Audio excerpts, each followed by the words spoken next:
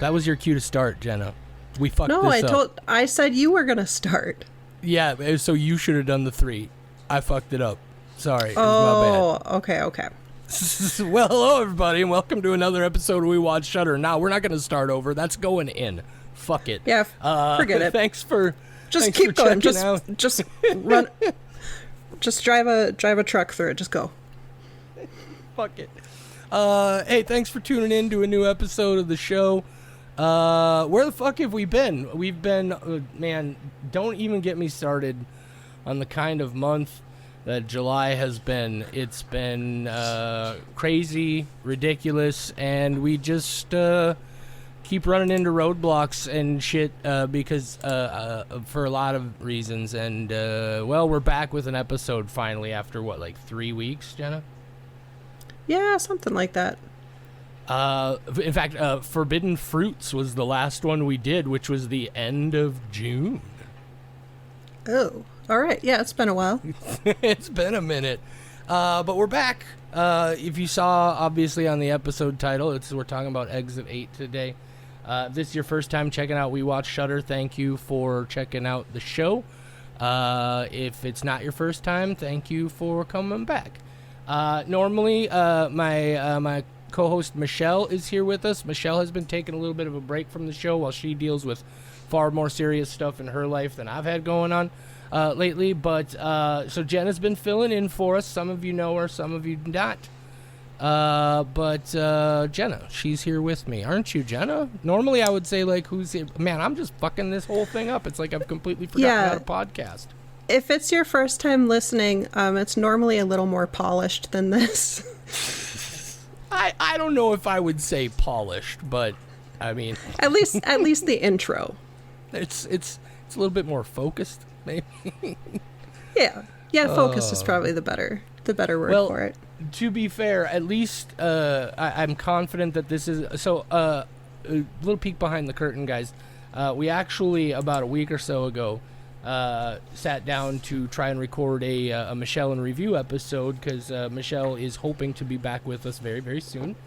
And so we sat down to record it, and it ended up being like almost 3 hours long.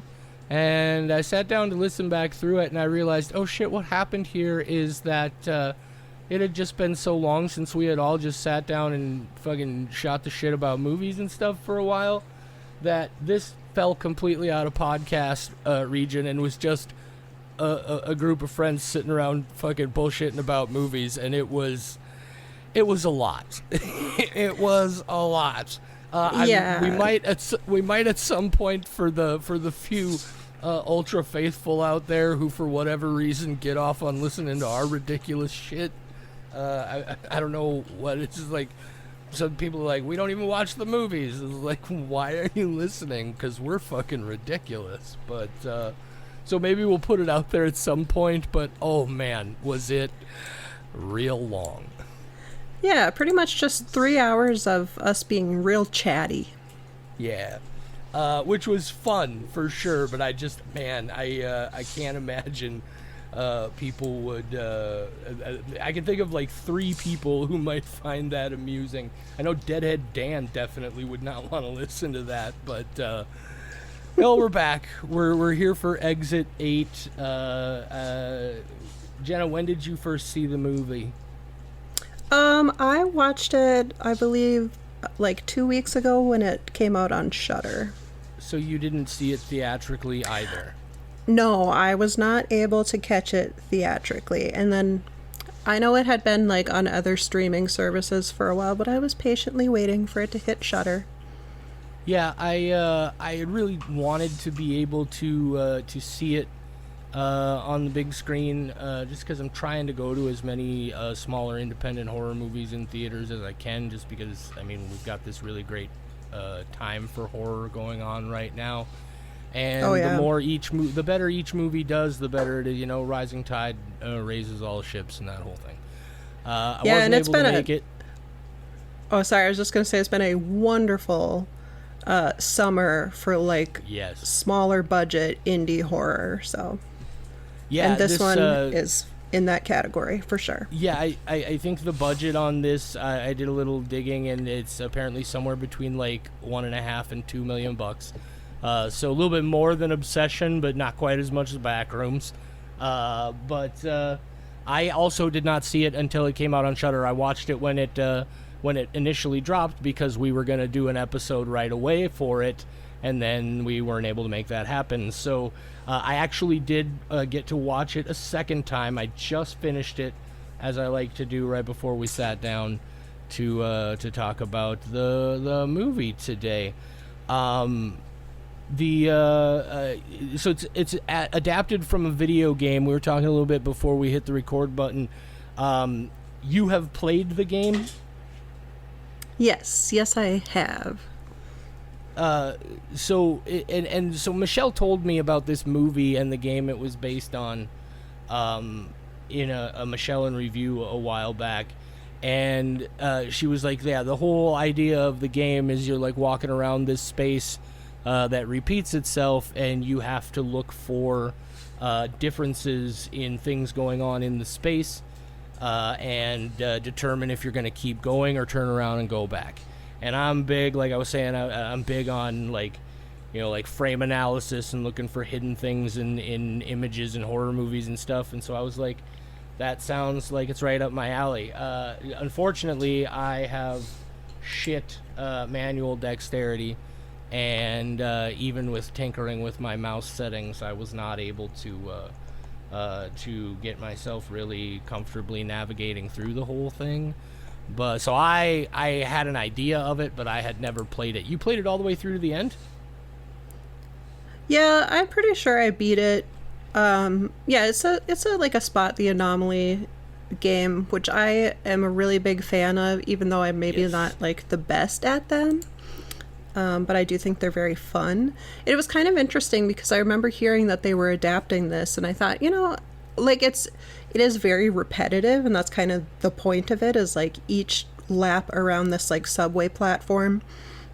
If you find an anomaly, if you see something that's different than your last lap around, you're supposed to turn around and go back. If you don't see anything, you keep going. But if you missed an anomaly, you basically restart at 0, and you're trying to get to exit 8. That's like the actual exit. So I was kind of thinking like, oh, that'll be interesting. I'm not sure like that's going to be very riveting for a movie plot, but they did a lot with it. They made it work.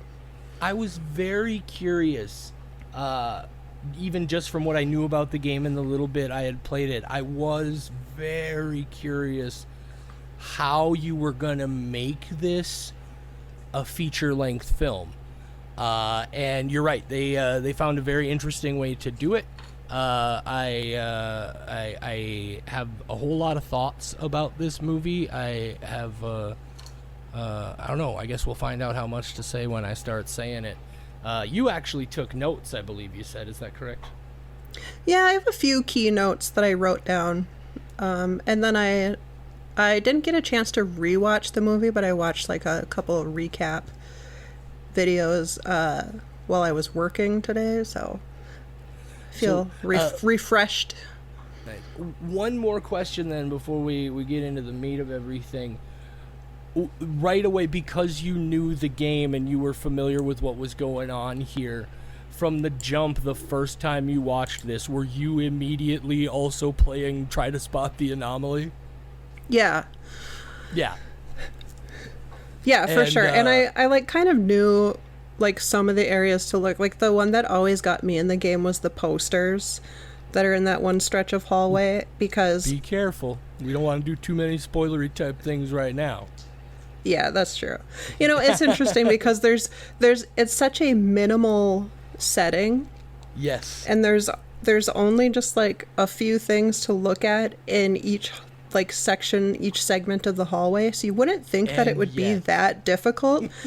But after so many passes, you kind of start questioning yourself too when you're playing the game. It's and you're like, am I crazy, or is that different than it was these last 20 laps? I don't know now. I am questioning everything. A really, really fantastic concept, at least. and so they, I guess the game was a pretty decent success and a fascinating concept. It's a Japanese film. This guy, I'm gonna apologize if this is not the correct pronunciation, but I believe it's Genki Kawamura.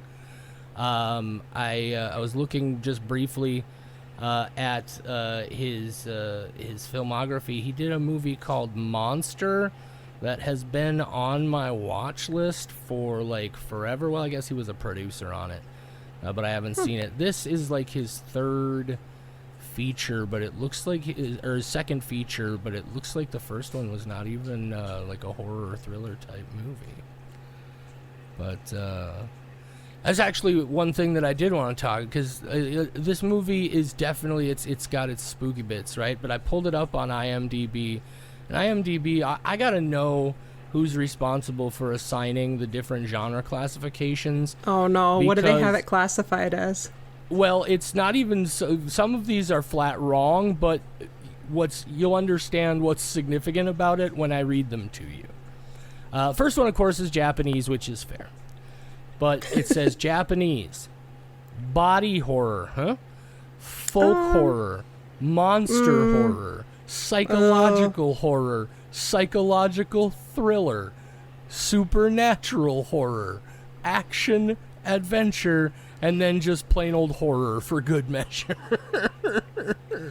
Whoa, okay, I could see where they're coming from on some of those, but some of the other ones, I'm like, absolutely not, sir. Yeah, that's like 10, 12 different genres. Those are so highly specific too. I mean, not super, but like to put all 10 of them on there. It's like I will just tell everybody, like, there's definitely no body horror in here. There's definitely no monster horror in here. Well, I guess there's that. We'll talk about it. There's that one thing now that I think about it. That there is a tiny touch of.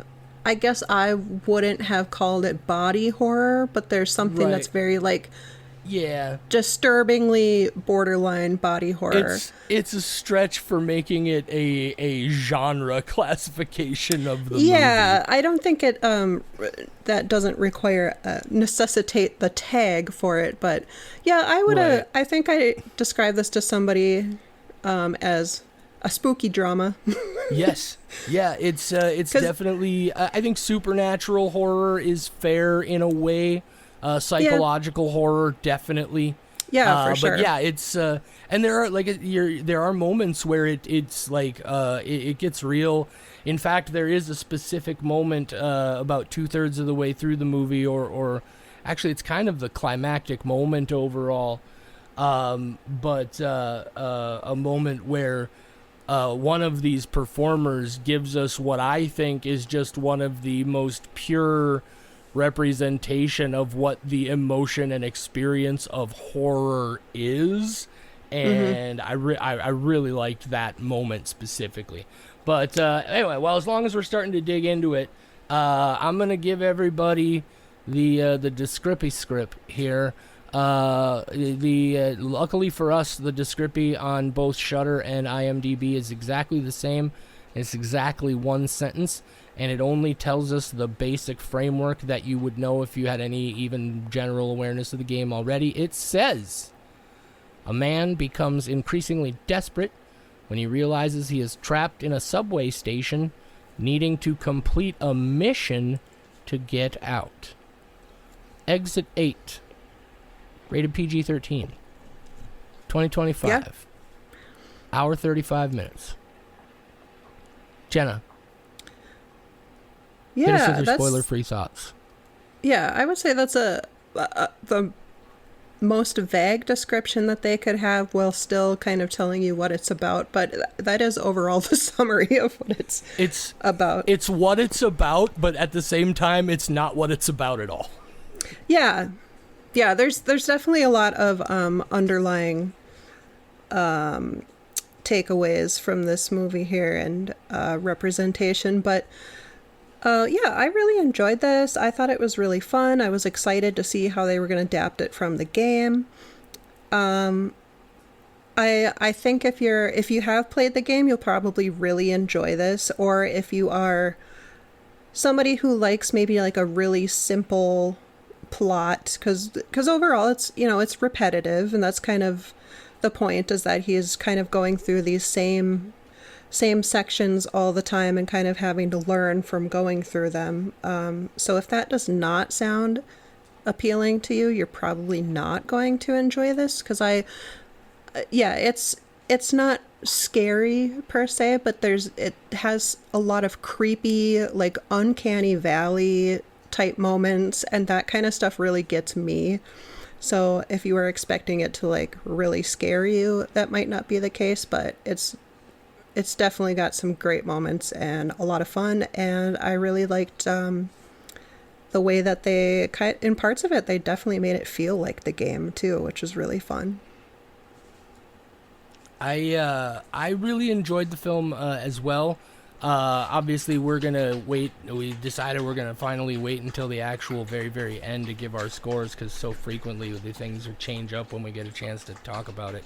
But I did really, really enjoy this movie, and I'm very glad I got to see it a second time before we sat down to talk about it, because it's absolutely one of those movies that if it does work for you, I think your first thought coming out of it is, fuck, I gotta watch that again. I bet there's so much that I missed. And there is. It's very layered.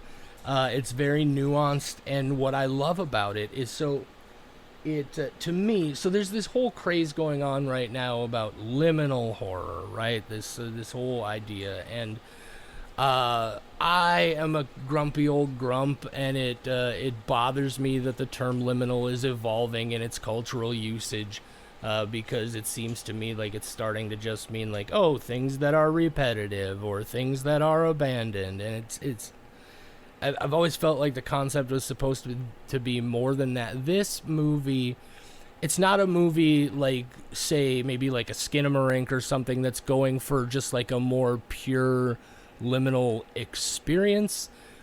This is a movie that uses those ideas of liminality, and I think finds a story that is nowhere in the game. Like, the game doesn't have this story about the man and the boy and the stranger. Those are I know the stranger appears in the game. I don't know about the other characters because I didn't get that far into it. But there's story layers there that I was really impressed by how they actually, like, somebody actually was like, well, this is kind of also what the original concept of liminality is, and found a way to incorporate that into what is in a lot of ways a time loop movie. You know, it's like a Groundhog Day, but in a much faster sort of looping situation. But no, I really liked this. I liked it even more the second time I watched it, and I think you're right. I think there are some people who are just not gonna care. I don't think it's got a lot of super broad appeal, but I think broader than a lot of people might guess. That's a really ambiguous thing to say, but no, I really liked this a lot. All right, should we get into some spoilers? I guess let me ask you this. You've also seen Backrooms, right? Yes. So these are both movies that are inspired by those concepts of liminal spaces and just liminality and transition in general. And inevitably, I think these two movies are going to be compared to each other in that context because they came out so close to each other. For you personally, which of the two did you enjoy more? Ooh. You know, this might be, I don't know if this is a hot take or not, but I liked Backrooms more only because of, like, the world building of it. And I was, I'm familiar with Backrooms and the lore. I haven't really, like, watched a ton of it or anything, but I was really excited to see how they were going to adapt that to the big screen. And I just like the idea of, like, I don't know, just these bizarre spaces that are like changing and warped and just super weird. Whereas Exit 8, it's the exact same terminal hallways, these like stark, almost clinical white tile hallways with like overhead fluorescent lighting. And it's just the same hallway over and over, and it just keeps like looping and looping. Yeah, so just I think for like the kind of world building of the back rooms, I enjoyed that a little bit more. I find that interesting because in a lot of ways, for the very same reasons, but just inverted, I preferred Exit 8. I wasn't the biggest fan of Backrooms, but what I like about it is I like that sort of like Backrooms obviously has it has its characters with their own internal story and their conflicts and whatnot. But I really thought I'll be honest. Obviously, a big part of what I liked about this one from a story perspective, it's a little more clear. It's not trying to be as obfuscate in a lot of ways as other Backrooms. I think not in a bad way, but was definitely trying to be a little bit more mysterious, maybe a lot more mysterious. But I that more personal kind of small story I really liked. And again, oh geez, I just lost 6 inches because I fidgeted with the button on my chair. Wow, that completely threw off my train of thought. It looked really weird on video too. You just like, I bet. But no, I in a lot of ways, I feel like I appreciate this story more because I do feel like it connects specifically to a lot of those more traditional ideas of liminality as opposed to just the liminal aesthetic. But also, I was gonna say also, I love the highly repetitive nature of it again because to me it feeds into it's the same kind of idea, but again kind of the flip side of the coin, right? Like in Backrooms, and I don't think I'm telling too many tales out of school here. It's continuous. It goes on and on and on, but it's constantly different, right? It's never the same twice. And you turn back around and go back the way you came, and it will not be the same. Exit 8 is... It takes that same kind of idea of the madness of endless space and takes it from the other direction, right? Now, it's not endless chaos, it's endless repetition.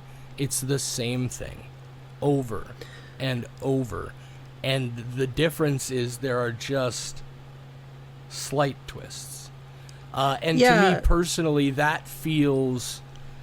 Backrooms is the kind of thing where I would become incredibly terrified right away, and I would panic and freak out and probably have a heart attack and die very quickly into the experience. Exit 8 is the kind of thing to me that feels like I would go fucking crazy. Right? Yeah. Like I would, because I would think to myself once I knew the rules, I would be like, oh shit, this is simple enough. I can do this. And it would just be fucking maddening. From the perspective of like what situation would I least like to be in, I think Exit 8, because of that repetition, like it would drive you mad. Like I said, the setting is just so stark and cold. And just, and then, like, even when you're playing the game, like, I was very frustrated because I'm like, oh, okay, I'm almost there. And then you miss the tiniest little thing. You have to start all over. And, I don't mind, like, repetitive scenery either. Like, I like to play, like, a lot of, like, observation duty type games, too. You're looking at the same things over and over again. But, yeah, so, and I also think that I enjoy, like, the I'd say like the characters, there's really only like 3 or 4 characters in this entire movie, only one of which you're with most of the film. But I really enjoyed like the little bit of an arc that he gets from this, and like the emotion kind of behind it without really having to describe much. Like you just kind of get the sense of like everything that's going on. It's very clear. There's not even a lot of dialogue in this movie, but you just kind of like know what's happening. So backrooms for like the world. Exit 8 I would least like to be in, but I enjoyed maybe like the story of it more. Sure. Yeah, so I don't have any other questions. I think it's spoiler time. What do you think? Let's get into it. Let's do it. Guys, if you haven't seen the movie yet and you don't want us to spoil anything for you, this is where you're going to want to pause the episode. Come back when you're done. But we always start with the plot summary. When Michelle does it, we call it the TBI TLDR because she has a traumatic brain injury and it causes her to sometimes ramble, and I just ramble because I'm a crazy person.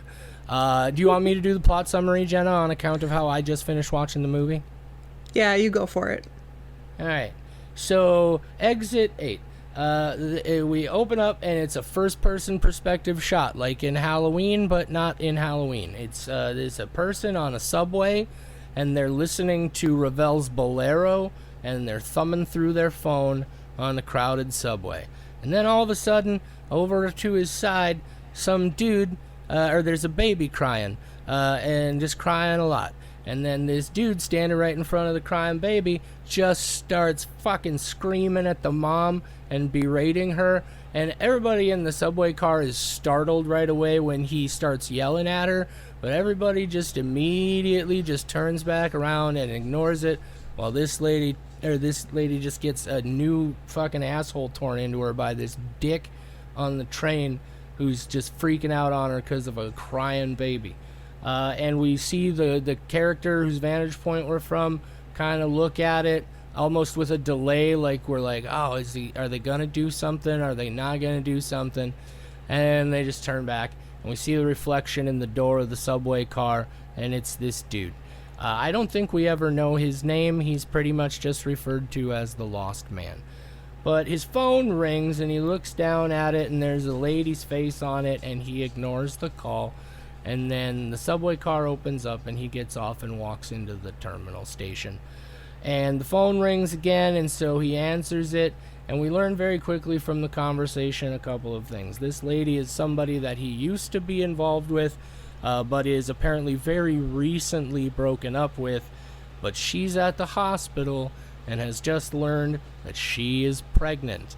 And she's asking him what she wants to do about the situation. And I think he's got to be asthmatic because he's got an inhaler, an emergency inhaler ready to go. Or maybe he just knows he's prone to panic attacks. But it seems like more of an asthmatic thing because he gets out of breath a lot throughout the movie. Anyway, he starts to fucking freak out. Maybe a combination of both. And so he gets his inhaler and he takes a hit of his inhaler, and he's talking to this lady. He's like not sure what he wants to do. And he's not really paying attention to where he's going. It really is. And at one point, he starts walking up this stairwell, and then his phone cuts out. The call gets all staticky, and then it drops. And as he walks up the stairwell, we realize there are no other people around him all of a sudden in what was just recently a rather busy train station. And he turns the corner, and if you have played and this is all in first person, by the way. This is all from his perspective, the first 6.5 minutes of the movie. And just one continuous shot. And he turns the corner, and if you have played the game, this was the first moment where I was like, holy shit, really well done, because it is fucking identical to exactly how the game starts. You fade up, and you're in that hallway, and the man turns the corner and starts walking towards you. And bam, here we are, we're in the game. It switches now to a more traditional filmmaking style. It does some first-person stuff, some kind of like Resident Evil over-the-shoulder stuff, some just normal filmmaking. But we're in this space. He starts walking down the hall, and there's this dude who turns the corner just as he turns his corner. The guy walks past him the other way, and he's kind of a weird-looking dude. He's walking sort of rigid-like, but, you know, he's just a dude minding his own business, so the lost man is going to mind his own business. And so he gets up to the end of this hall, and he turns a corner to the left, and there's, like, a photo booth and some lockers and some trash, and there's, like, a little short hall. And now he takes a right at the end of that one, and there's another long hall. And at the end of that long hall, there's a sign that tells him that he's on platform 0. And so he just keeps going, and he turns the corner, goes down another short hallway. So he's gone forward down a long hallway, taking a left, taking a right, taking another left, going forward up the whole time. And then he turns that last corner, and he's right fucking back where he started. And the dude walks around the corner, and the loop has begun. Now, to save us all a bunch of time, this keeps happening, and keeps happening, and keeps happening. Slowly, he figures out, because he finally decides, he decides he's actually going to read the sign in the train station that very clearly elucidates exactly what you're supposed to do in both Japanese and English. So, first of all, shame on you for not reading the sign. But, it's always it says, if you pay attention to everything, don't ignore anomalies. If you find an anomaly, turn around and go back. If you don't find an anomaly, keep on going. You need to get to exit 8 to be able to get out. And suddenly you're like, what the fuck is going on here? And he starts making his way through. And let me tell you, there are some fucking anomalies in this situation while he's going through. The first one that I started dealing with, there's all these posters in the hallway, and there's a bunch of faces on those posters, and those faces all have eyes, and I don't know how they did it. I don't think it's digital manipulation. I think it's just the way the eyes are designed on the images, but they're those kind of pictures and images of people where no matter what fucking angle you shoot them from, they look like they're watching you. And it's creepy as shit. And then at one point, the warning about the security cameras actually does fucking move its eyes and start watching you. So there's that whole thing. And then, like, one time there's just, like, a bunch of blood starts fucking dripping from the walls and the ceiling and shit. One time it's a tiny little thing like, oh, the door handle is in the middle of the door and not on the side of the door. There's one that I didn't even clock the first time. One of the first times he doesn't find an anomaly and everything resets before he figures everything out. Fucking all the fluorescent lights on the ceiling are all fucking jagged and weird and all. Anyway, it's just a bunch of wild atmospheric shit. And so he figures out what's going on, but he's getting more and more frustrated. And then while he's making his way through and he's getting up, I believe he gets up to about level 5, level 6, and his phone rings. And it's this lady again, and she's like, where are you? What's going on? And he's still just like, I'm trapped in this station. I'm still underground. I'm trying to get out, but I'm lost. I don't know what's going on. He's on, and again, the phone, he's talking to her. They're talking about his uncertainties about being a dad. He's not sure if he tells her about the lady on the subway who is being berated and how he didn't stand up for her or do anything at all. And he's just not sure he's the kind of person who should be responsibly being a father. And he's obviously very scared about the idea and all this stuff. And then he turns the corner while he's on it. He's not paying attention. He even stops when the phone rings and says, is this an anomaly? And it is, you dummy. But he answers the phone and he has this conversation. And as he turns the corner while he's walking and talking on the phone, all of a sudden this lady is in the hallway behind him on the phone. And he finishes the conversation. He never sees she's there. And when he finally turns to look back at where she is, she's gone. Just creepy, eerie shit like that. And then he just starts to freak out when the phone call gets lost because everything gets reset. And he was, I believe, on level 6. That's important because we'll talk about it in a minute. And he freaks out, and he turns the corner again, and now there's this crazy, like, yellow-washed version of the hallway, and all this insane, like, creepy fucking riveted, like rumbling music going on. and he finally just completely breaks down and starts fucking thrashing all over everywhere. At one point, it looks like he's pitching a fit, but also trying to find his inhaler, to the extent that he finally just stops, and he's laying there, and I'm like, shit, did this guy just fucking die in the middle of the hallway here? But he finally gets back up, and he leaves his bag and all of his stuff there, and he just starts walking back the other way, because obviously crazy yellow noise room is a fucking anomaly. And at that point, he walks back, and as he turns around and walks back, he meets a little boy who has never been there before. And the little boy has like a scuff on his face, like he had been bumped into something or something. But what? He's trying to figure out if the kid's, and he's like, fuck, the kid's an anomaly. And he turns around to go back the other way, and the kid follows him.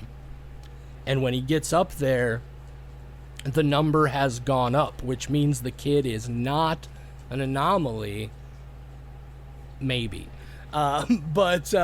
So he, at that point, we switch, and now we're following the story of the strange man who was looping back the other way down the hallway. Oh, I forgot to mention that occasionally he just shows up frozen in place at the beginning of the hallway where it tells you what level you're on.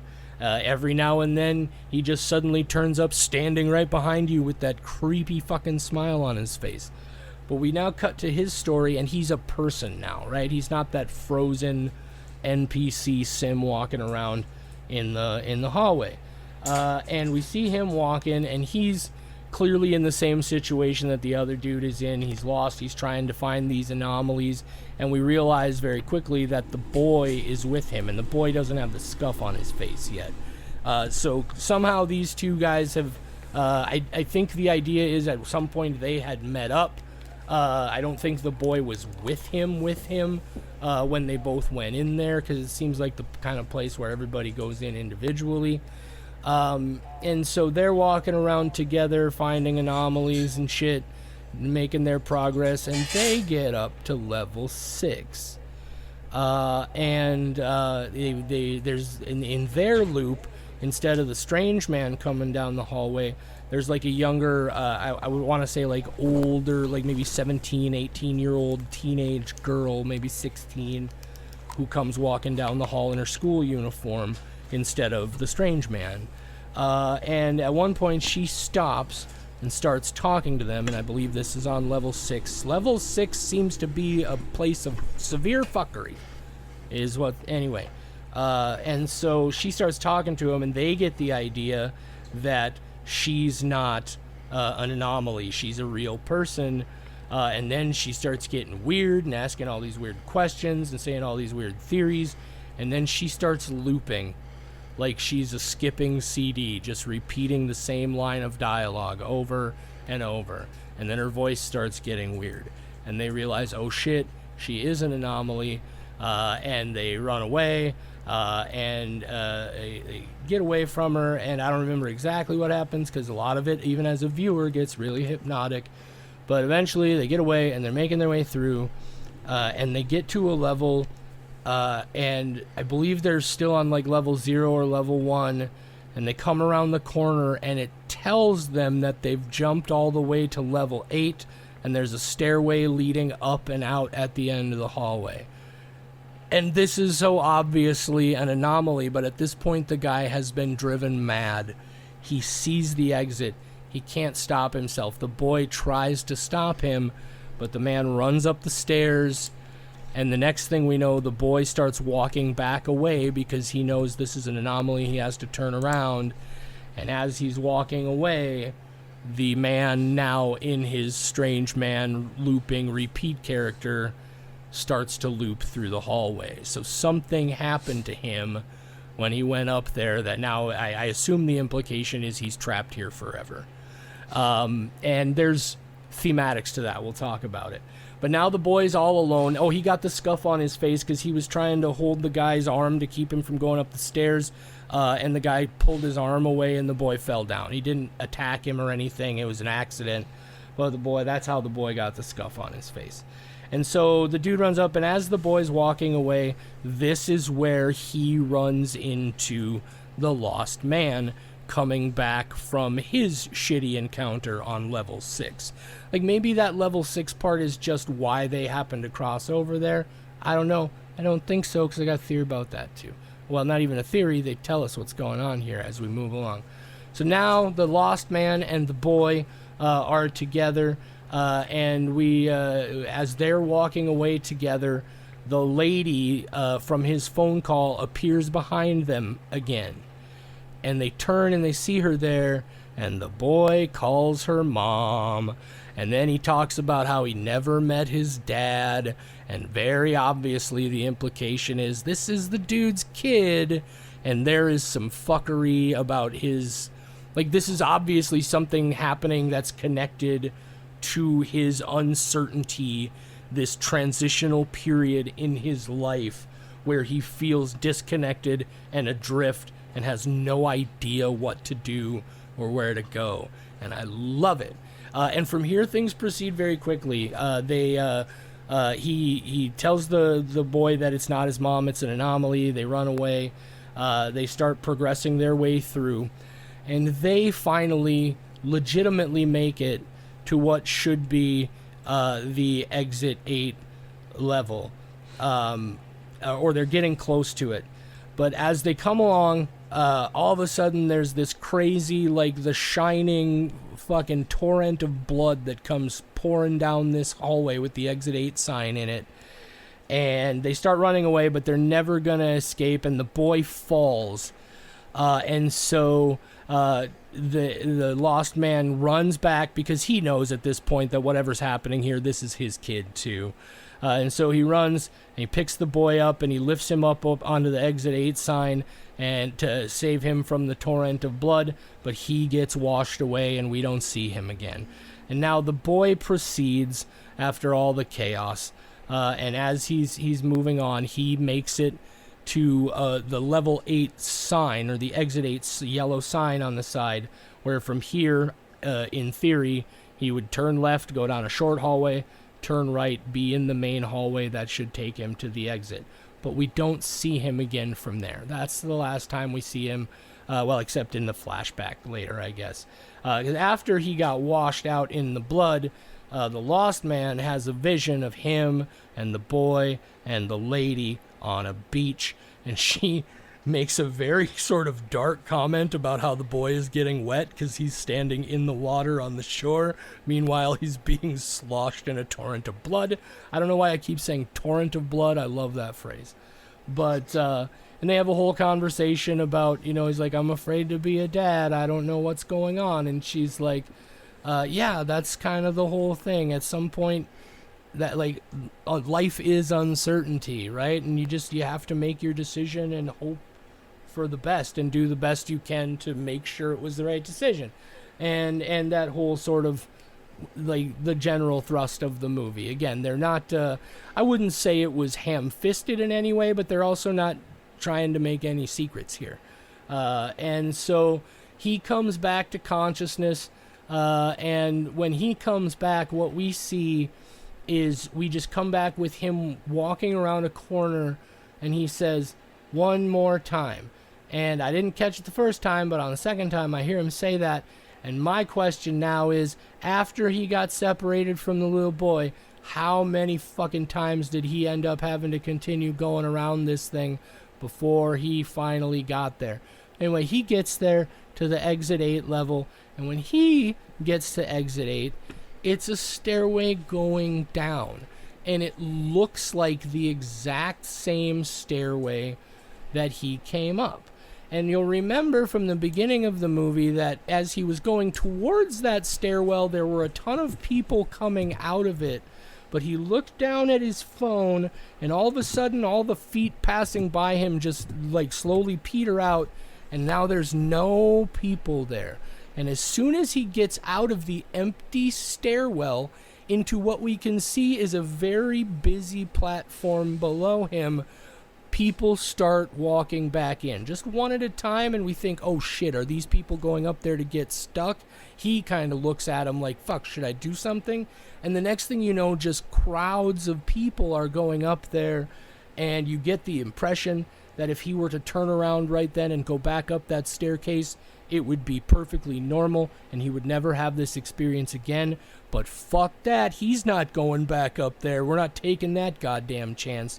And he gets back on the train, and he puts his earphones in, because he gets another call from the lady, and he's clearly decided, I'm coming to the hospital.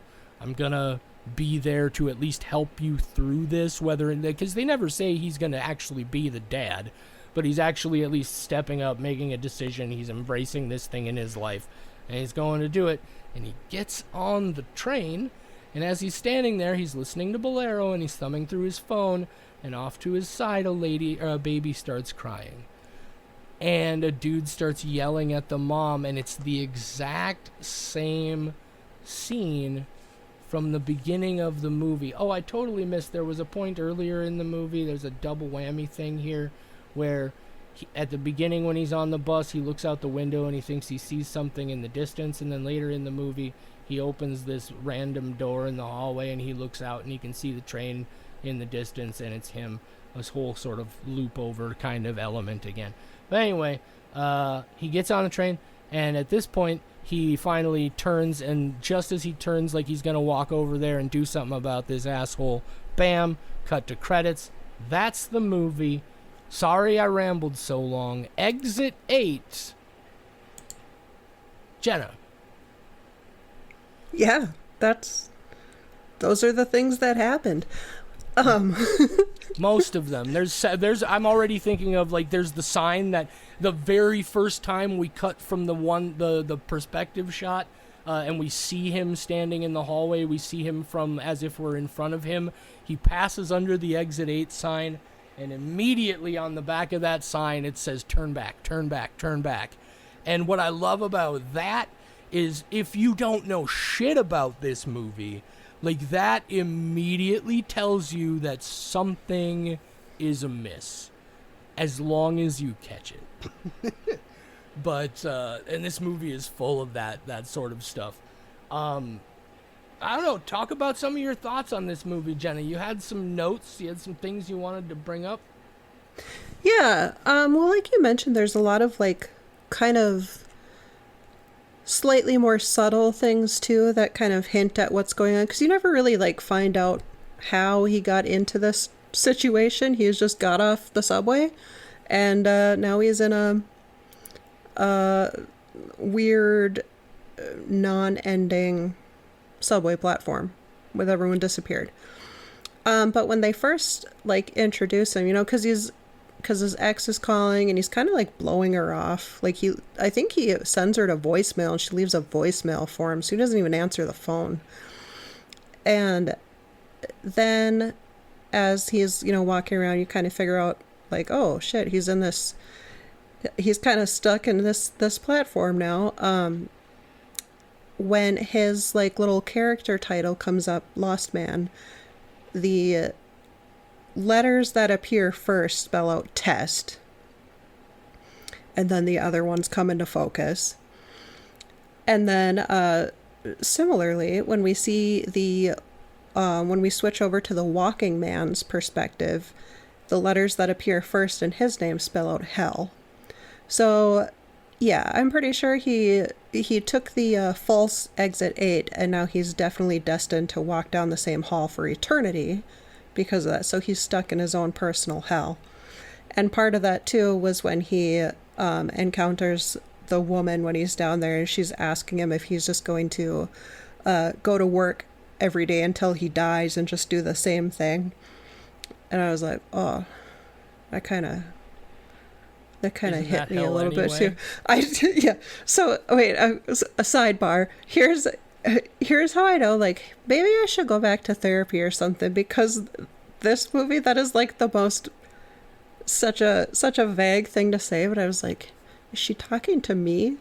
And then also during the back rooms when he's at, like, one of his therapy appointments, and she says, she's like, oh yeah, because like you've convinced yourself of all these things that aren't true and blah blah blah, it's what you think you deserve. I Attacked. was like, is she talking Attacked. to me? And I was like, no, these are very human things, but also maybe I should go and talk to somebody about these emotions that I'm feeling. The fact that I think that these movies are like, oh wow, that hit. For sure. I had that experience in a couple of different directions with Obsession. That movie Oh fucking kind of rattled me a little bit. I was like, oh man, there's a lot of notes in this that are way too close to a person I used to be. Holy shit.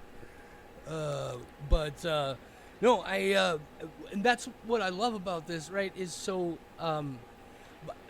did you catch what it said in the letters for when the boys' title shows up? Because I did not. no, I don't know if it said anything.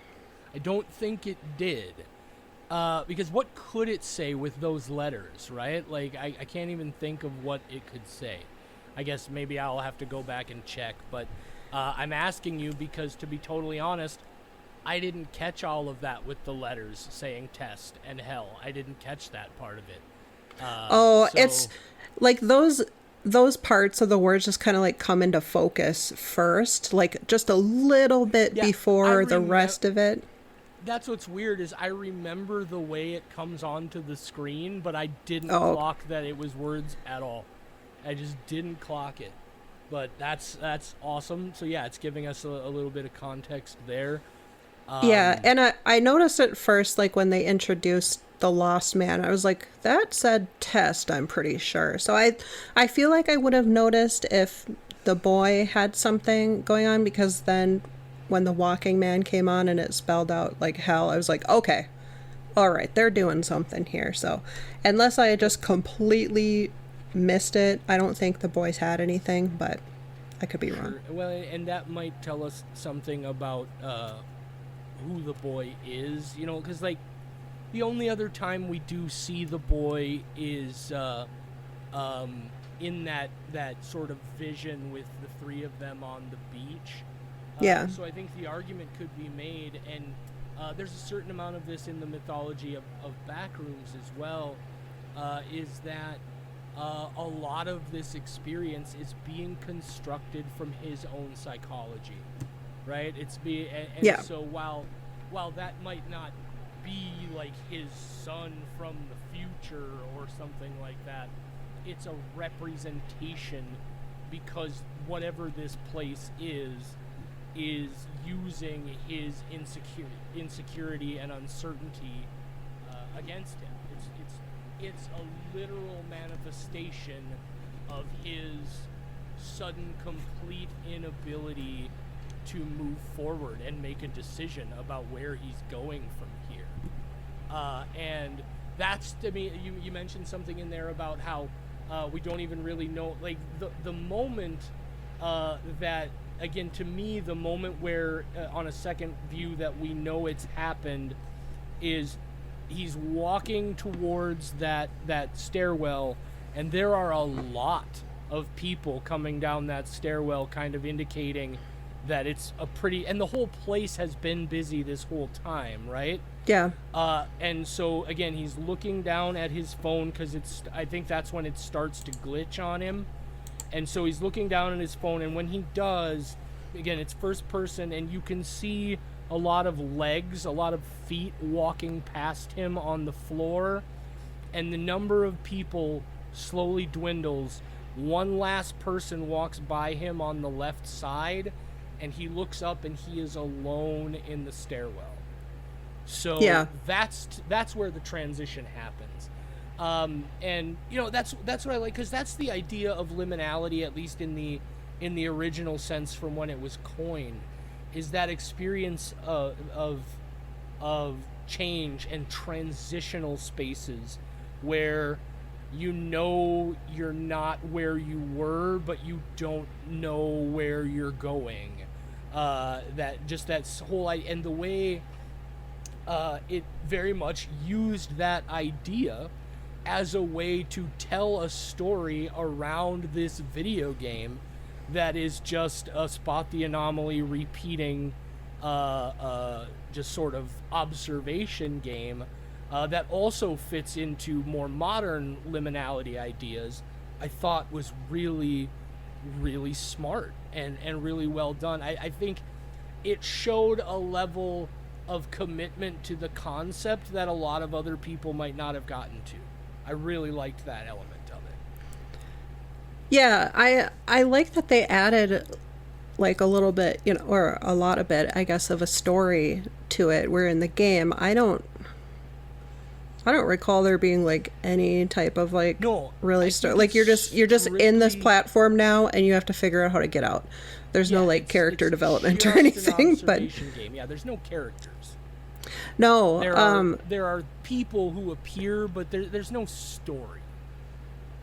Yeah, but so the addition of that into this movie, it's a very like simple concept with what they went with, but it works so well for this. Mm-hmm. And I was glad that they kept it as simple as they did. They didn't try to like over explain anything, like, oh, what is this? How did it get here? What is happening? It's just like him trying to figure it out, which I guess is, a metaphor for like all the stuff that he's going through, and like probably a metaphor for like his complacency in life too. Like nobody says anything to the guy that's yelling at the lady with the baby, and he kind of glances over like, maybe I should do something, but I'm just gonna mind my own business. And like he's looking down at his phone and just scrolling around doing whatever, not paying attention to anything around him. And that's kind of how he walks into this situation in the first place, which was a really fun use of that like first person view too, of like seeing the legs of the people going by, the passerby, and then like they just did some really fun shots with this. And it oh, sorry, I felt like I definitely had something and it's gone. But it happens to me all the time. I also enjoyed too that they, like you said, he has an inhaler, either for asthma or anxiety. But I enjoyed that they showed the like physical stress on his body that he goes through in this, which is kind of interesting. You don't ever get any like he's never like, oh, I fell in some muck and I gotta take my shirt off for whatever reason. But if you were to just see this guy and not know anything about his medical conditions, you would never expect him to be a person who would be out of breath like that. Yeah, there's a few scenes where he gets like really out of breath. He is like, I think there's one scene when he he just gets a little more ragged looking as the movie goes on, because you can tell we really don't know how long he's been in here. Like, is it really only like the duration that we're seeing? Has it been longer? We don't know, because at one point he has like a kind of a fit of exhaustion. At one point I think he like throws up a little bit in the hallway, probably just out of like exhaustion and stress. When he does finally get out of there, the first thing he does is buy this big bottle of water and just start chugging it. So we kind of get the impression that he's been in there for probably a little while, and just, obviously very physically stressful, everything that was happening. So I just enjoyed that they used that to kind of show like a passage of time maybe, and that also, it's very mentally and physically taxing, this personal hell that he's going through. And then, there's obviously like the theme of breaking the cycle, because then at the end when he does finally get back to, first he saves the boy by putting him up on top of the like exit sign and lets himself get like kind of washed away. So he kind of sacrifices himself for the child. And then shortly after that, he makes it out of there, and goes back. He's in the exact same position he was at in the beginning of the movie. He's standing in front of the door, and we can see like his reflection. The baby starts crying. The man starts yelling exactly the same, and you can see that he's made a decision. He's going to do something. Yeah, but also he does, but it does linger on his face for a while in a sense of like, is he gonna do it or is he just gonna ignore, like, even after all of this, is he just gonna keep being the same person? Now, I'm glad we got to that, because here's my question. Okay. He gets back, when the movie starts, we're from his perspective, and we hear the baby start crying, and the dude starts yelling at the mom. When he gets back on the train, from the moment he's on the train and then turns back around to face the door, he's in the exact same position he was in at the beginning. And it's not just a similar situation, it's the exact same situation. It's the same people in the same positions. It's the same mother, the same child, the same man. The man says the same things. I imagine if you were to line them up, the baby cries exactly the same. And now I'm thinking, where did the loop really start? And how many times has he gotten this far and is finally making the decision? Now, maybe I'm taking that way too far, and it's just because of how into this I was. But that was like my immediate, because of how it's not similar, it's identical. Right. Interesting. In a movie like this, it feels to me like that has to mean something, right? Yeah, so I guess I took it as that, he makes his way out of there, and when we see him first, his ex calls him, he, ignores the call, listens to the voicemail. This time, he gets on, I think he calls her, or maybe she calls and he answers. I don't remember. Okay. Yeah, you're right. So the same thing. Only time he doesn't hesitate to answer her. Yeah. So he's made up his mind. I guess at the very least he's gonna support her with whatever she needs. We don't really know what the ultimate outcome of that is, but so it does go into the exact same situation, but it's almost like going back in time and doing things differently, doing things the right way or the way that you wish you would have instead, because he answers, he talks to her, he's on his way, and there is some hesitancy, I guess, when you see his reflection and the guy starts yelling again. But then ultimately he does decide he's going to do something, and then that fun music starts to play. So it does Bolero put him right. Is so great. Yeah, and I love that that's the only music in this too, or the only outside noise kind of. I forget what that's called. Yeah, there's actually a lot of what I thought was really great, atmospheric, ambient stuff in the score. But so far as form, what we would think of as music, it's the only music piece. The score of this it's more atmospheric soundscape than music. Yeah, I guess the only this is music that's playing, as opposed to just kind of some atmospheric type thing, because it would have been really weird if this movie was just completely silent the entire time. It would have been perhaps not the most exciting. It might have taken a little bit of the excitement and connection out of it. I know some people are really big on not having that type of sound or music in a movie. I don't particularly mind it, I guess, but yeah, so in my opinion it puts him right back in the exact same place,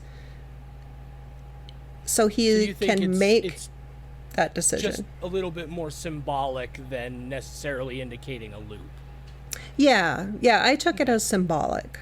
Yeah, and I think the point you made there that makes me now kind of make that more of a I'm just in this place now where I'm seeing patterns everywhere, which is ironic because that's what would happen to you in that situation, is if you were in it long enough, like you were saying, you would get so looped that it's like, fuck, is this different? Am I just going crazy? Am I seeing differences that aren't actually there because I'm so hyper vigilant that I'm just like hallucinating? What's going on? Yeah, it's very easy when you're like playing the game, especially with like the posters. For some reason, I really struggled with that part. Is like you go by the same things so much, and I think that's part of this too. Is like you're just going through life, just kind of like not really doing, just like going through the motions a lot. So when you're playing the game and you go by these posters so many times, and then you'll like look at them and you're like, oh my god, has that poster always been like that? Am I fucking losing my mind right now? Like, I don't know. I had that same experience with a lot of the posters, and I think, to me, the reason is because there's so many more fine details, right? There's so much more going on in those images than in certain other things. And because of that, there are so many things that could vary, so many things that could be different, that you're just like, fuck, I have to know every little nook and cranny of this thing. And so, it can be really, like I said, the first one that made me think it is the cosmetic surgery poster with the two ladies' faces on it. Their eyes seem to follow you no matter which direction they shoot from. And I spent a lot of time at that point actually looking at the image, and in those cases, I'm certain it's just the way that picture is framed, because you see that in a lot. You'll even see paintings that are designed to do that. That it just looks like that. It's an optical illusion, to the point that when the security sign actually moves its eyes and follows him, I convinced myself it didn't happen, and I was just thinking it happened. I thought that was so genius. It's this movie is really good at making you, to an extent, have that. If you get into it, you can have that same sort of experience that the characters are having, at least to a certain degree. Yeah, and I thought that was really fun, because that's definitely the feeling I had playing the game too. Is like, wait, is that no that like you're questioning yourself so much. I would actually say too, like I was a little more, I mean, maybe it's just because like you're a little more submersed in it, but I think the game is like scarier than the movie was in a way. But they do different elements where they're like, sometimes the lights will go off and like other weird things are happening. But I will say, the part that freaked me out the most, and two parts that freaked me out the most, and there's one of them we haven't talked about yet, but the walking man, that guy did such a great job of playing like a weird NPC like character. He had this crazy smile on his face, like this weird plastered on smile that was so always. No, but it was so unsettling when he did. Or like that time when the lost man turns around and the walking man is behind him with that smile on his face. It's like, oh my, if I saw that in real life, I'd be so scared of that person. And then he's closer and closer every time. Yes, that was terrifying. The movie is spooky as hell. It's not a startling kind of movie, but it's creepy as fuck. It's just all these moments of like very unsettling things.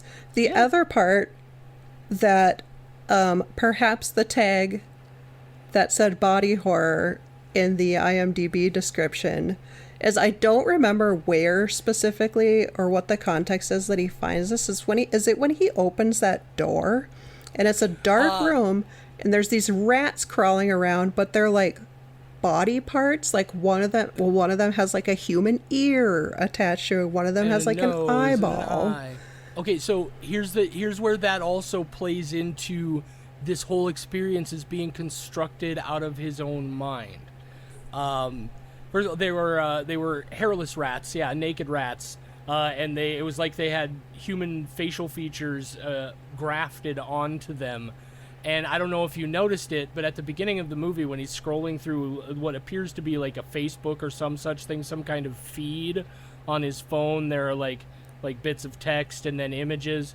One of the images is an image of a hairless rat with a human ear grafted onto it, which is something that's been done. They've found ways to grow body parts on animals, and so I didn't catch that the first time, but the second time through, I'm like, oh, this is being built by this place out of that recent memory experience. And this again, without look, if you have an awareness of like backrooms mythology, that's part of that idea as well, is that this is being built out of the experiencer's own memories, and the further back in your memory you go, the less it can reconstruct. So it's building that from something he just experienced like moments ago. And I thought that was really clever. All the moments where you don't see a baby, but you hear a baby crying. Like that first one when you hear like there's a baby crying from one of the lockers, and then all the lockers start fucking rattling, and there's babies in all of them apparently. This movie is really good at atmosphere and getting you without showing you much of fucking anything at all. Yeah, it did a great job of that. Okay, I missed the hairless rat in his feed. I was looking at like the legs of the people going by, I think, but that makes more sense. Like I said, I missed it the first time too. I was kind of thinking, like, I don't necessarily know what I was thinking with like the body parts, but the rats to me felt like you're stuck in the rat race of life. And so, like, which is a kind of a big theme of this movie. So I was like, oh, maybe that's what that means. Also, symbolically, a shattered face, kind of representing in a lot of times, like a splintered or fractured identity. Again, a moment of uncertainty of like, who am I now? If they like, oh shit, this thing has happened. Is this going to fundamentally change who I am? I'm not even sure who I am as a person anymore. Yeah. And because, I mean, it makes sense, too, because at that point he is, like, completely questioning, like, everything and probably having a little bit of an existential crisis of, like, questioning everything about himself, all the decisions he's ever made, especially ones that he's made recently. Also, there is, I did not catch this, but it was in one of the like recap videos that I watched, is that one of the posters that is hanging up on the wall is an MC Escher work, which makes a lot of sense because if you're familiar with his work, he loved to make a lot of really bizarre kind of like, I don't even know how, like, it fits in really well. That drawing with like all the staircases that are all going in random different directions. Kind of in the same space, like they're inverted and some going up, some going down, just various directions. And the longer you look at it, of hands drawing each other. Yeah, and the longer you look at those works that he did, especially the ones with the stairs, you can't really tell. Like in some of them, like, oh, is the staircase going up? Is it going down? Is it connected to this? Like, it's very disorienting. So I thought that was fun. This is why I was going to say, Jenna, you said, is this just something that you forgot or you genuinely didn't catch it? Because this is actually a specific plot point in the movie. Like, first of all, he names when he goes through and says the names of the posters while he's using it as a way to remember if anything's changed. It's dentist, Escher, judicial scrivener, cosmetic surgery.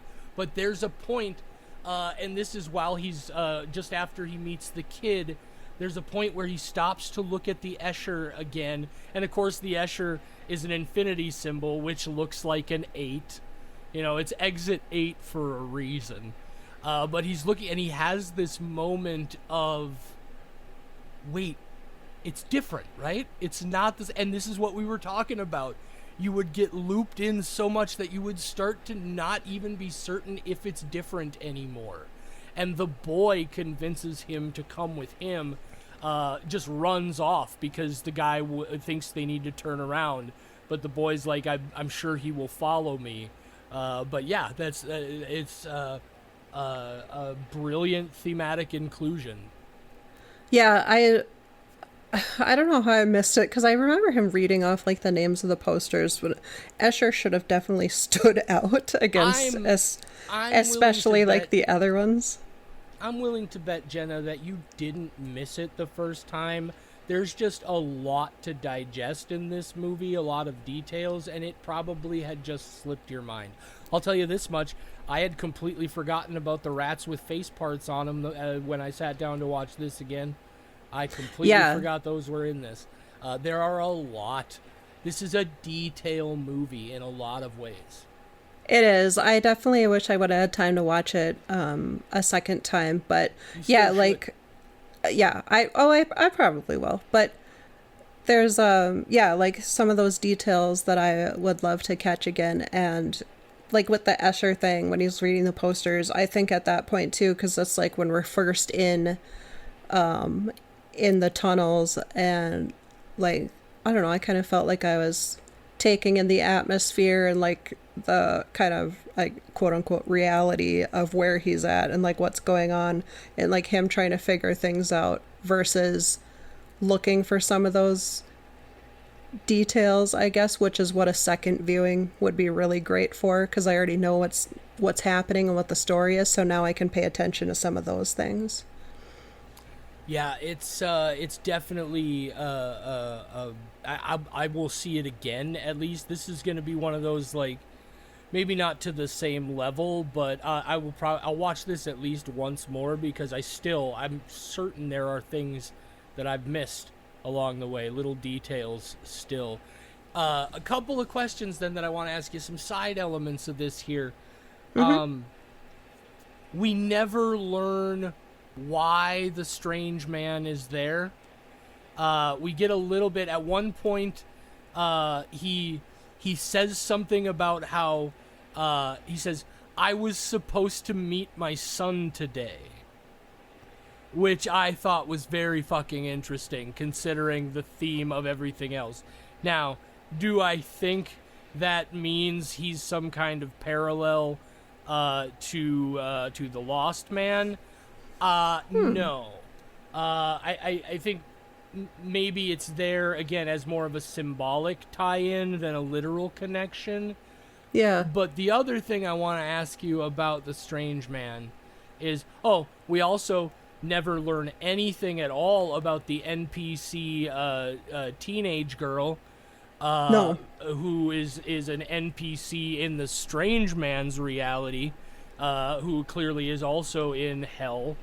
But they have this conversation about, is this hell? Like, are we being punished? Is that what this? Are we dead and this is hell? Mm-hmm. And when they get to the exit, and again, this is something I wouldn't have noticed until I watched it again. When he gets to that staircase of what he thinks is exit 8 that's going upward, the irony being, look, the symbolism of up supposed to take you to heaven and down supposed to take you to hell, and down is the way he goes to get out, and up is the way the other guy goes, and it's false. Little bits like that I really appreciate. But after the boy falls down and he's running up the stairs, he just keeps saying over and over, I'm not guilty. I'm not guilty. And that makes me wonder, okay, at some point he really did start considering this idea of what if I am dead and this is hell? And if that's the case, what the fuck does this guy know he's guilty of that made him so relieved as he's running up the stairs to just scream over and over, I'm not guilty. I'm not guilty. I'm not guilty. Yeah. Well, also, too, when he comes across the false exit 8, like you said, the staircase going up, there's also, like, this crazy bright white light at the top as if he's taking this, like, stairway to heaven. Yep. And the fact that he doesn't notice, like, anything weird about... He's just, like, so relieved to like think that he's not in hell, and also apparently to think that he's not guilty and that he's not being punished for something. So yeah, I don't know, I think it's kind of interesting because it's like he was questioning himself, like, oh, maybe I, should think about the consequences of my actions or things that I regret in life or whatever it may be. And then instead of continuing that, he's just like, nope, forget, I'm out of here, goodbye. And then that is what traps him in this hell loop. Could be. I also just wonder if it's the kind of thing where while he was looped in there, he had legitimately not considered that idea until the NPC teenager brought it up to him, and he spent that last chunk of time in there suddenly being like, oh my god, was I a terrible person in my life? Am I condemned to hell? Like, I thought I was a good person. Am I down here for? And he's just so relieved that he thinks he's getting out. So I guess it could also go that side, but I was immediately like, the more I think about it, I wouldn't be at all surprised that the connection for me is anytime you got an older looking dude like that in scenes involving a mysterious supernatural type teenager in a schoolgirl's uniform, I get the creepies. And it puts me in a certain vibe of like, oh, this... Because, look, let's be honest, that guy looked like not like he looked like what somebody would say is a stereotypical opinion or appearance of. He looked creepy. I'm trying to not be rude, but the guy looked fucking creepy. Oh yeah, he gave me the creeps. This interesting face. Let's put it that way. Interesting face. Like yeah, the way his facial hair was designed and everything. Like, he's just that guy is just so greasy. So unsettling to look at, even when he's like normal. Like, they cast him perfectly. They were like, you look so weird. Let's put you and not like. And he also looks shockingly similar to the man in the game. Not just his clothing and everything. Like, his face is very similar. That was really weird too. I was like, holy shit, they found the real life version of this guy. Oh, that dude. Which is creepy because he, like, I mean, just the similarities there, but also, like you said, is like, he does look and act so creepy, but not like it's so in a way overtly. Where it's like, it's what it is what I just went through is he creepy, or am I just being super fucking judgy? Am I just being a dick based on appearances? He is he like never does anything, right? No, and he is, I guess, by all accounts, like, he looks like your average person. Like, you probably wouldn't look twice at him if you passed him somewhere, but just these expressions that he has or doesn't have is just so unsettling.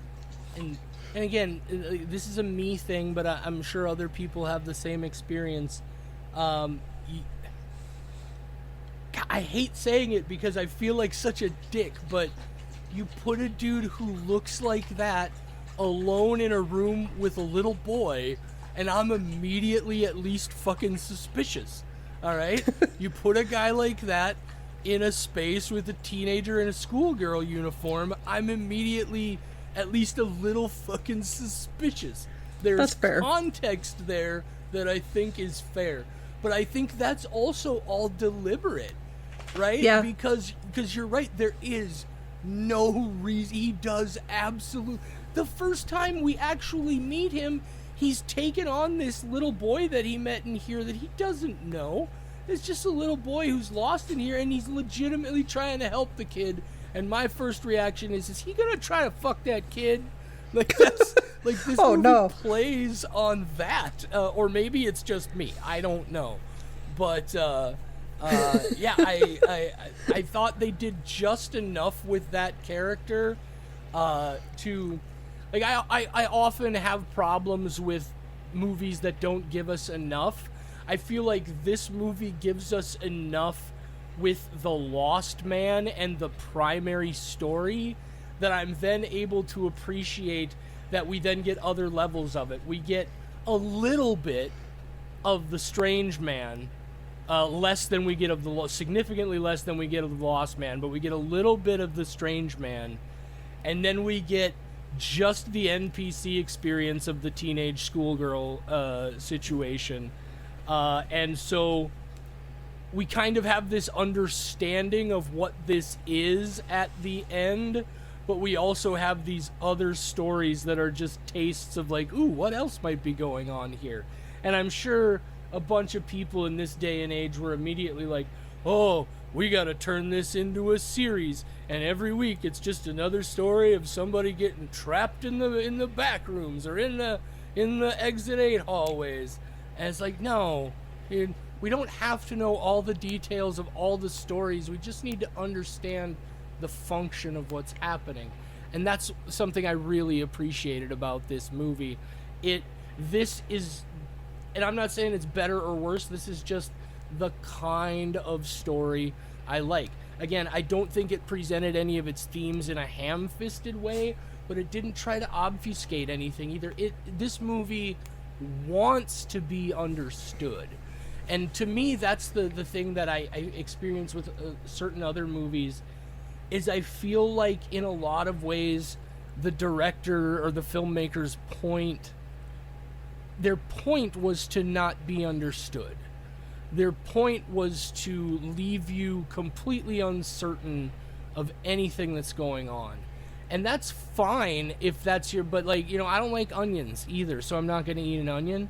And if I happen to, if I go buy a sandwich and I'm not paying attention and I bite into it and there's an onion in it, I can't finish that sandwich.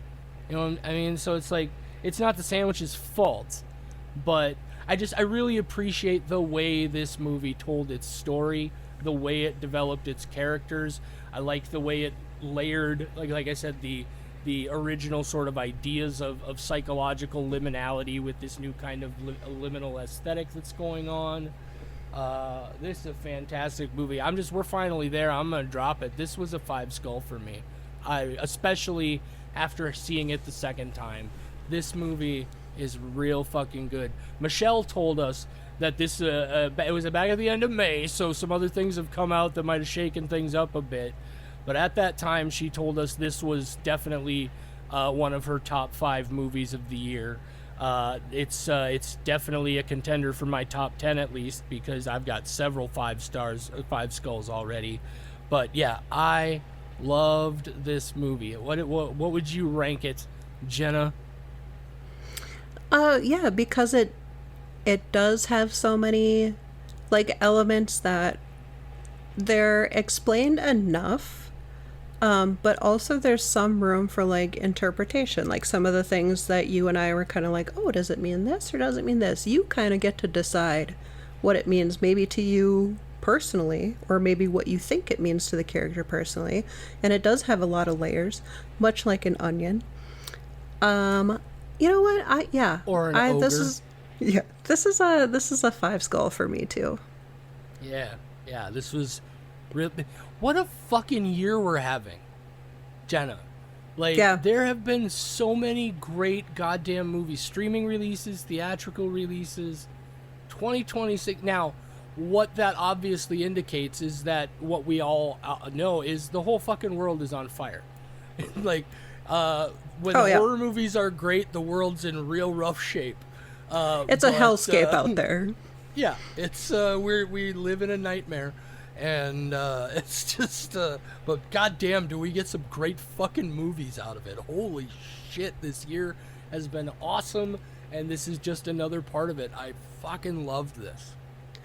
I think I read this somewhere, and nobody fact check it, but I thought I read somewhere that Exit 8 was like the most successful video game adaptation movie. Oh, I have to believe that can't be possible. There are Super Mario Brothers movies. Oh, okay. Maybe I said don't fact check it, but also like maybe it was fact check it. I just know that. Maybe it was more like faithful adaptation. Okay, well, I will say that is even just the little bit that I played the game before I got frustrated with the controls, like, I can't remember specifically, but I wouldn't be surprised if the posters in this movie are almost the same posters that are in the game. I recognized immediately when he turns that first corner and you're in that hallway and the strange man immediately turns the corner and started walking towards you. Yeah. I was just like, holy shit, they really did just recreate the fucking game. And for a moment, I was like, are they going to do this entire thing first person? And thankfully they didn't. I think that would have become way too much for me. But no, as a replication of the game, here's something maybe you could tell me. Are there any of the anomalies that happen in the movie that are taken directly from the game? I'm trying to think, because, like, I feel like they do so much with the posters. I can't say for sure. Right on. I'll have to check in with Michelle. She's the kind of person who would remember those sorts of details. Yeah, it's been a while since I've played the game, and as I'm, like, thinking about it, I was like, wait, is that thing with the posters, am I just, like, thinking that it also happened in the game, or did it really happen in the game? Right. But, no, banger movie. This fella who made it, what's his name? Genki Kawamura, who directed, and then he co-wrote with a Kentaro Hirase. I'm not sure who that is, but he co-wrote this movie.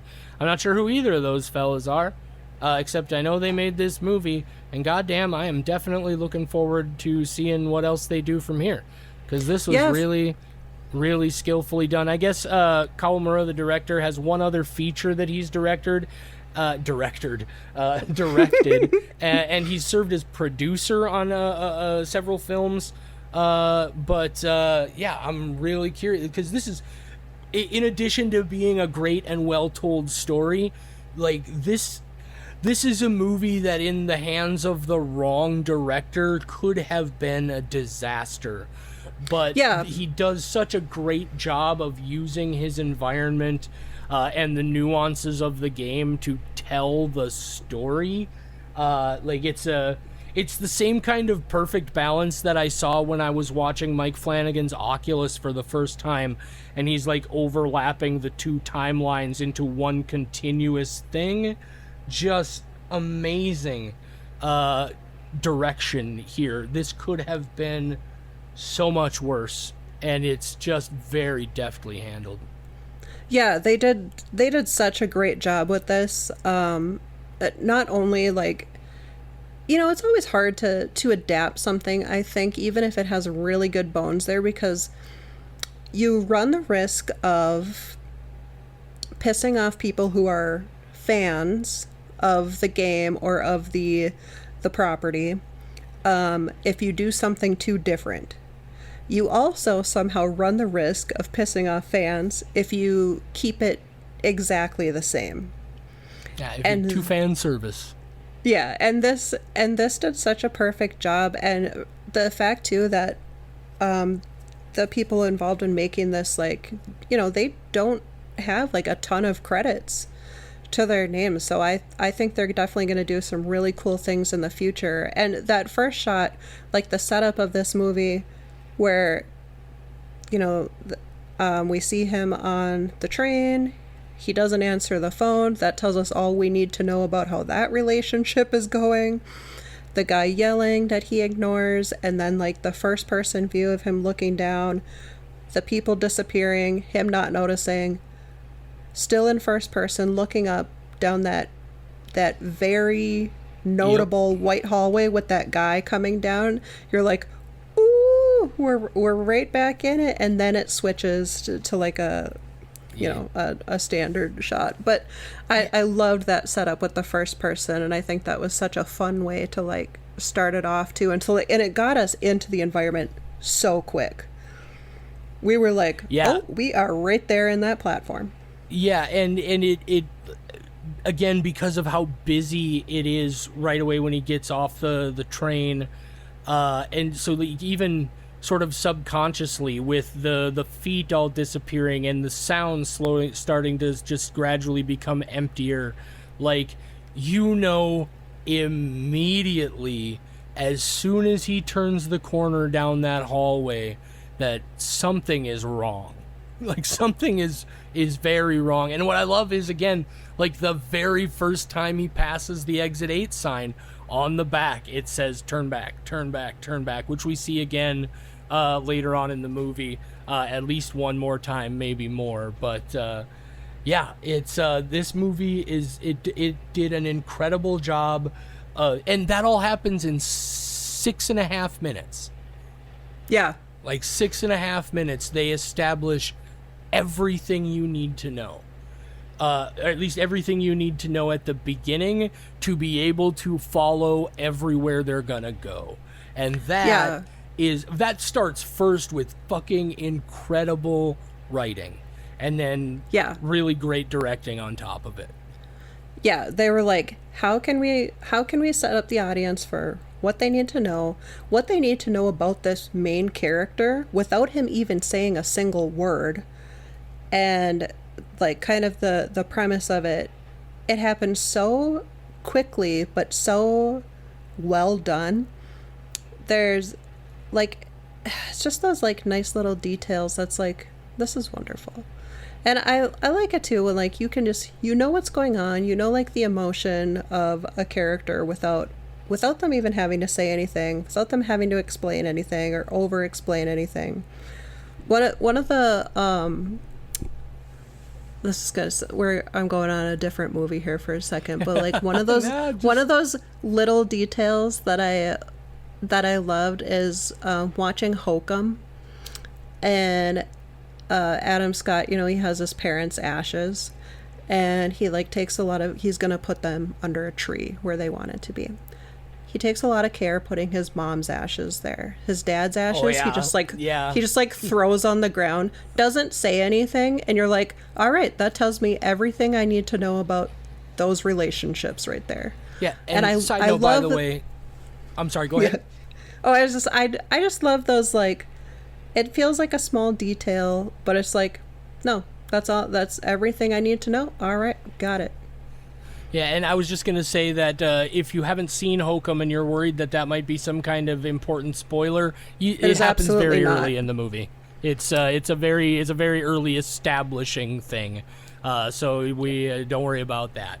It is not a spoiler at all, I promise. No, that movie that's another good one we got this year. It's what a year it's been. But the movie it currently has an aggregate 5 skull on Shudder. On Rotten Tomatoes, the critics' tomato meter is 92% fresh. The audience popcorn meter is 87% fresh, and it's fucking rare that they're both that high. Love to see it. It got a much more significant theatrical release in Japan, but it played here in the States for a month. Made $4 million here domestically. Made $32.5 million during its run in Japan. Damn. And overall, its total worldwide box office is just shy of $44 million. So hell yeah, on a budget of like $2 million or less. Yeah, not bad at all. Not bad at all. God, I love these like low budget for theatrical release movies doing so well because they have such good characters and script writing and stories to tell. What it's proving to me is that this attitude that has pervaded Hollywood for so fucking long now, that the only way you're ever going to sell tickets to a movie is if it's attached to some kind of established intellectual property, is fucking ridiculous. Let some people write some fresh, original science fiction movies, some fresh, original superhero movies, some fresh, original fantasy movies. Not everything has to be a fucking... And this is hilarious that I say this when we're talking about a movie I loved that is an adaptation. But not every movie needs to be a fucking adaptation, right? Like, give us something fresh. And even this, like, yeah, it's an adaptation, but the Exit 8 video game is not fucking the X-Men, right? Or fucking Batman. So it has an established audience, but it's tiny. And so just, it's so obvious that what these movies are proving is that people do want to go see movies in the theater. They just want to see something that feels like it was worth spending the extra money, especially when we exist in an age of 150-inch whatever fucking giant screen televisions, and every movie is available at on-demand streaming in some way, shape, or form within sometimes days, typically like a month of it being released in theaters. Give me a reason to spend fucking anywhere from $30 to $40 to go to the movie and have a snack and a good night. You know, give me a fucking reason. And movies like this, and I think what they don't understand, what they need to accept, is that this constant pursuit of the giant blockbuster is diminishing returns, and the future of the business model is more content. It's more releases. Stop giving us these 2.5, 3 hour giant spectacle franchise pictures. Start giving us more of these 80 to 90 minute little smaller movies that are made with smaller actors nobody's heard of, who are just as talented but don't have the kind of name that demands multi-million-dollar talent budgets. Fucking cut your overhead, for Christ's sake. Like, I've seen movies. I saw Obsession. That movie was made for $750,000. It looks like a fucking Hollywood movie. It looks every bit as good as every other movie I've seen in a theater this year. Man, I did not expect to get off on this tangent, but here we are. But I agree. Like, yeah, have I seen some, like, blockbuster movies in the theater before that blew my mind? Absolutely. I think the first... This is a very rare exception, though, because the very first movie that I recall seeing in the movie theater was Jurassic Park. But that's its own thing. That's Jurassic Park. I can think of quite a few, crazy budget, multi-million, $100 million plus movies in the theater that were complete pieces of shit because the script writing was awful, the acting was subpar, I was not, like, engaged in the story whatsoever, and I'm like, and they, don't make any money back and they lose money on it. I'm like, well, you know what? I would pick these lower budget, fantastically directed and written movies that are made with so much care and so much attention to detail, and it's kind of just, and it's so great to see that we can get those in the theaters, like. Absolutely. And look at how well like this year specifically for, like, indie horror has been incredible. Like, kind of back to back, we had Obsession and Backrooms, and they Exit 8 was right around that same time. And Exit 8, April.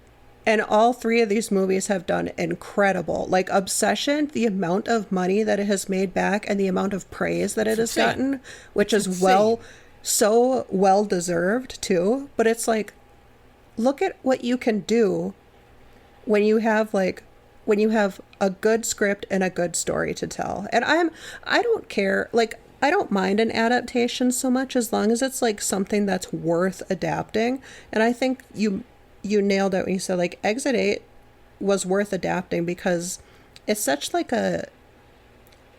there's not really any other movies that are quite like this one. Well, and they found the right story, right? Yeah. Like, they didn't force it just because, like, well, we're going to make a fucking movie about this game.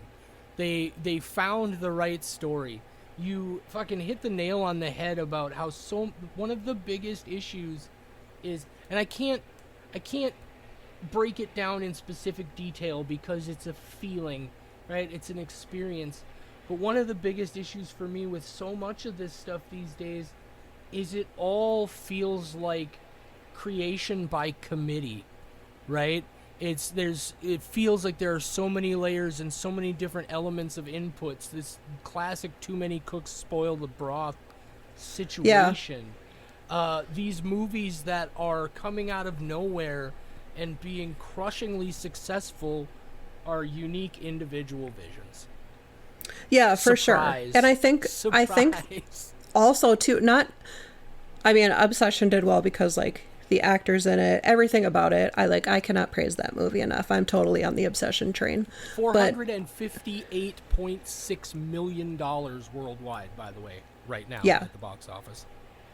And what's awesome about that is not only is it 458.6 worldwide, but almost half of that is international. It's 261.4 domestic, 197.2 international. This movie is big fucking everywhere. Like this is a less than $1 million movie that it's made more money than the newest fucking Star Wars film. And rightfully so. Star Wars is just a cash grab at this point, and it's awful. But as of right now, it's the number 6 movie at the box office for the year. Here's what's incredible. What's past it. The Odyssey just passed it to get into the number 5 spot. Okay. Project Hail Mary at number 4. That Michael Jackson movie at number 3. No surprise there. Super Mario Galaxy, and of course fucking Toy Story 5 at the top. Here's what's not above Obsession. The Devil Wears Prada 2, Star Wars The Mandalorian and Grogu, Minions and Monsters, now granted that's only been out for a few weeks, Avatar, Fire and Ash, Disclosure Day, again only been out for a few weeks, but not even close right now. It's madness to me, the kind of bit. I became obsessed with it. You know this. Like, I was on my Facebook, I was doing, like, regular weekly updates. Like, it was, like, fucking 12 weeks into the, 8 weeks, I want to say, into the release before it dropped below number 5 on the charts ever. Yeah, fucking but it's just, proof that people want to see a good movie. It doesn't have to be this crazy Michael Bay action thing. I don't think he's still a relevant director, but like this, I don't want to go see another Avengers movie. I'm done. Endgame should have been the end game. I thought it was the end. I'm not going anymore. I'm done. And you can't. And stop and Star Wars, run into the ground. Obsession, there have been other stories of like a monkey's paw type of situation, but the way that this is told and the direction that it goes is so fun, and the way that it unfolds on screen, and the script writing is so tight, and the actors are incredible, and just everything about it is such a fun theater experience and such a fun watching experience. And the fact that it's made for such little money, and look at the returns on it, and people love it, and the creative freedom in it too. Like you said, there's not too many cooks, and the same with Backrooms. I think whether you liked it or not, you can appreciate the vision that Kane Pixels had for it and what he wanted to do with it. And I don't think he was going to let anybody tell him otherwise. He's like, no, this is how I want the story to go. This is what we're doing with it. Yeah, on that note, just quickly, the one thing, because like I said earlier, I wasn't the biggest fan of that movie. I wasn't totally taken by it. I didn't super dislike it.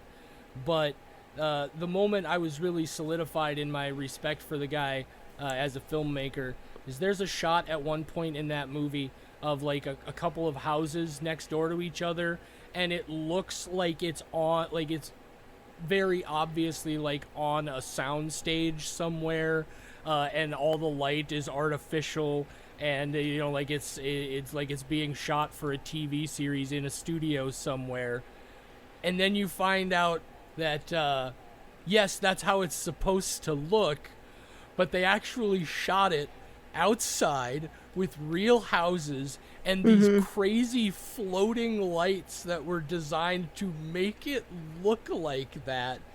Yeah. To get this, because there is this, like, it adds, I imagine, this subconscious layer of just a little bit more of an uncanny feeling, because it's a creepy shot. It's like something is wrong here. Yeah, which explains why it looks like such a...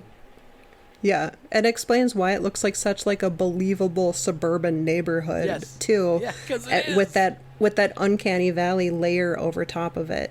And yeah, like I said, whether you liked it or not, like the story to how it got to the big screen is just very fun.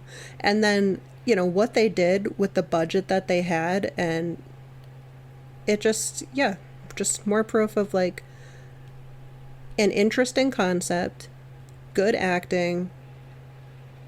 Like, those are the basis.